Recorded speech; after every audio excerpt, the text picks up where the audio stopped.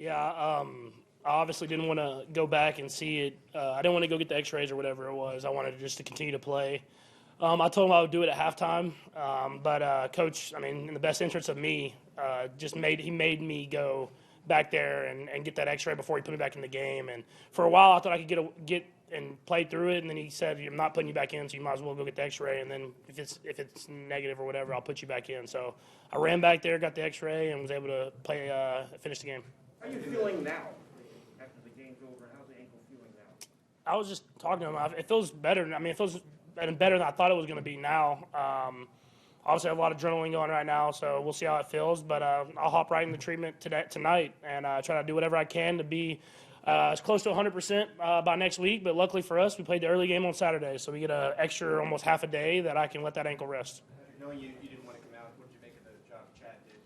I mean, it's special, man. He's in the playoffs. He doesn't get any reps during the week, and he prepares himself to be able to go in for stuff like that. And he got a 98-yard drive backed up, a playoff game against a great opponent, and be able to drive the ball down the field, make some big throws versus some pressure looks. I mean, they brought some heat whenever he came in the game, and he made some big throws and was able to get us into the end zone. And that was a big point in the game because it was able to.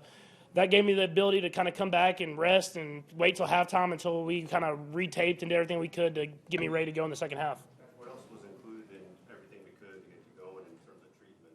How else did you? No real treatment. You don't have time to get treatment and stuff like that. But, I mean, you just put the spat on, get it tight, try to keep the swelling down, and then go out there and play. And they made me do a couple things in the locker room to show that I could move and protect myself if everything kind of pressure came, or whatever it was. And I mean, credit to the team. Offensive line did a great job in that second half of protecting me. I got the ball in my hands quickly, and guys made plays. But it's a team sport for a reason, and guys stepped up around me. How do you work with your footwork? Obviously, you had to do some things differently, right? Mm-hmm. How much is that conscious, or it just you're jumping off the other foot, and all those things? How do you process that? Yeah, you just got to be a competitor at the end of the day. I mean, not all things are going to be perfect. You have to find a way to make stuff happen. Obviously, I missed some throws I probably think I could have made if I would have been in the right foot position. But luckily for me, I'm not in the right foot position all the time, so I'm able to make some throws like that anyways. Patrick, I know you have a high tolerance for pain. How much more are you able to take? And then, did you ever feel like you might have put the team in jeopardy with you coming back in early? I mean, I'm not coming out of a playoff game unless they take me out, and so I'm just going to play. I love this sport too much. I love this game. I love playing with my teammates and being able to go out there and enjoy it together. And we prepare all year to be in the playoffs and to play in these games. And I'm glad that I was able to get back in the game. And I mean, it's something that I just love competing in this sport. And pain is pain, and you have to deal with it either way. And it's easy to say the number. This is your fifth straight AFC championship. I don't think any quarterback in the history of the league has played two consecutively in that many since they've been a starter. What's that mean for you in this organization? Yeah, I mean, it's a credit to the team I have around me, the coaches I have around me, and the organization in general. I mean, we prepare ourselves every year from training camp in St. Joe's, Missouri to be here, but it takes a day-by-day process, and I think the coaches preach that, the players do that, and the organization around us supports us in that mission. And so we just try to do whatever we can to be in this position to get to this AFC Championship game, and then now find a way to get to the Super Bowl, and that's going to take a great week of preparation and practice. Patrick, you touched on this a minute ago, but how much do you feel like the injury affected you in the second half after you came back? There was just a couple throws here and there where I tried to plant off that foot, and it didn't let me kind of plant like I usually do. And so a couple throws I didn't make. I told Coach I want to still throw it downfield, and so we were able to make some throws there after the first few drives, and I think he got a little confidence that I could protect myself.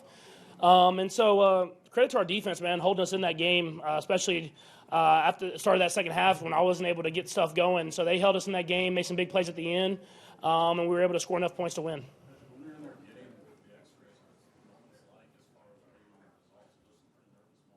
Yeah, pretty nervous moments, man. I mean, I always pray whenever stuff like that comes around, man, and just it's all in God's hands at the end of the day, and I just have to accept whatever it is and turn it into a positive. And so luckily for me, he blessed me to keep me injury-free as far as breaks or anything like that. And so now how can I prepare my body to be ready to go next week? And I'll start that tonight, and that process will be tough, but I'll be ready to go. Is that the game on TV for you? Yeah, well, I'll be watching the game for sure. I mean, playoff football is the best time of the year, man. Just to be able to watch that, and so I'll get the treatment and stuff like that. But the families will have to wait for a while because I'll be getting that stuff done. You know, I meant today when you were getting the X-ray. Oh no, they don't ever show the TV, man. I've been back there. The divisional round, whenever the Browns game when Chad was playing, I didn't get to see like any of that until like the last drive, and so they do a good job of not having the TVs going in there, so that I have to focus on myself and getting myself better more than focusing on the game. Couple more. Had 14 receptions, 2 touchdowns. What do you think of his day? Yeah, man, it's another guy that just steps up, man. It seems like he gets better and better in the playoffs as you get further and further in there. And you need those type of guys, and he did a great job of making some tough contested catches. And he's special, man. He's a special player, one-of-a-kind player. That's one of the main reasons that we've been able to be in this position so many times.